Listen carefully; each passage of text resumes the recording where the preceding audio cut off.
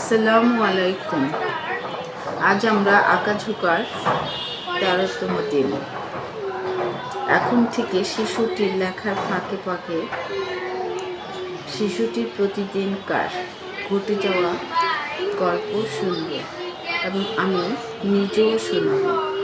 এতে করে শিশুটির উৎসাহ বাড়বে।